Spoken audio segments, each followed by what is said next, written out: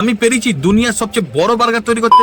Burger তৈরি করার জন্য একটা থালার মধ্যে একটা রুটি, ডিম পকোড়া নিয়েছি, টমেটো কেচাপ আর মেয়োনিজ, টমেটো পেঁয়াজ আর শসা নিয়ে নিয়েছি কাঁচা। তো এরপরে সেইগুলোকে সাবান দিয়ে ভালো করে ধুয়ে নিলাম। নেওয়ার পর রিং শেপের আকারে পিস পিস করে ছুরি দিয়ে এক এক করে টমেটো পেঁয়াজ শসাটা কেটে নেওয়ার পর ওভেনের কাছে এসে ওভেনটাকে জ্বালিয়ে তাওয়াটাকে বসিয়ে ডিমটাকে ভেজে নিলাম উল্টে পাল্টে।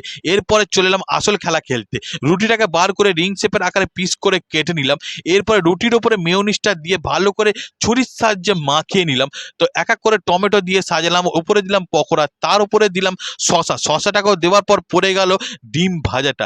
ডিম ভাজাটা দেওয়ার পর উপর দিয়ে পেঁয়াজটাকে ছড়িয়ে টমেটো কেচাপটাকে উপর দিয়ে ছড়িয়ে দিয়ে ডিম রুটিটার মুখটা মুড়ে দিলাম। তৈরি হয়ে গেল দুনিয়ার সবচেয়ে বড় বার্গার। দোকানে কিনলে 100 টাকা, আমার কাছে 40 টাকা। খেয়ে দেখলাম, খেতে দারুণ হয়েছে, যাকে এক কথায় অসাধারণ বলে আর যাকে এক কথায় দারুণ হয়েছে। তোমরা হলো একবার হলো বাড়িতে বার্গার তৈরি করে খেয়ে দেবো। ভিডিওটা কেমন কমেন্ট করতে পারো। বাই।